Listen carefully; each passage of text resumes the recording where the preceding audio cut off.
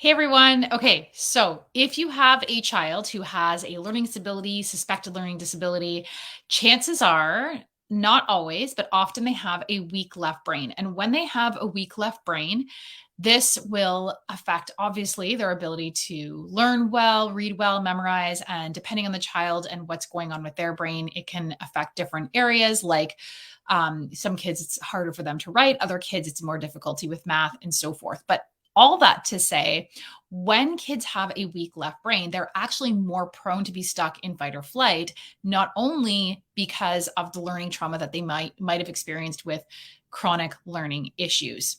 So this is how it works. The left brain governs rest and digest. So that's our parasympathetic system. So that is what keeps us calm, helps our body repair, rest, regenerate, restore, all of that type of stuff. But when these kids have a weak left brain, and not just a weak left brain, but an overdeveloped right brain, then what happens is their sympathetic system or nervous system is dominant, which is their fight or flight mechanism, which we know is really essential to keep us alive in danger situations. But when this system is on at even a low level or medium, or for some kids it's much higher level, this is going to cause a lot of issues with your child's ability to stay calm, work through frustration, learn well, all of that type of stuff. So we know the left brain is much more academic, logical, language based, all that type of thing. And yet this is where these kids struggle. And their right overdeveloped brain is also why they have these zones of genius. So, and why they're good at things like sports, art, visual processing, engineering, Legos, construction. They're very creative. So the right brain governs things like gross motor skills. A lot of these kids are athletes, visual processing, right? So there's that visual piece in terms of being artist or being really good at engineering or constructing and all that type of stuff. It also is the part of the brain that's responsible for social emotional intelligence. So a lot of these kids are super empathic, very in tune with people's emotions. And also they tend to be outside of the box thinkers because of that creative problem solving type of right brain intelligence that they have. So these kids are super good at reading people's emotions. They're super empathic. They can feel emotions very deeply in others as well as themselves. However, that can cause a problem whenever that is not balanced out by a left brain that kind of can put a bit of the brakes on this deep experience or their deep experience of the world and emotions and so forth. And that can cause them to over respond more easily and result in fight or flight because that right brain is so overdeveloped to begin with. And this is where we see kids shutting down when it comes to school.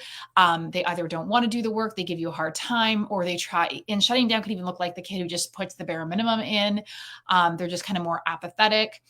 And it's also why these kids can be the kids who blow up with homework, can be really perfectionistic because they can't do a task correctly. They just get really frustrated really quickly with their work because if the left brain was a little more activated, then there would be a lot less fight or flight going on. And I want to be clear, this does not mean that just because a kid, I work with kids who have a left brain overdevelopment, a right brain delay, so opposite challenge.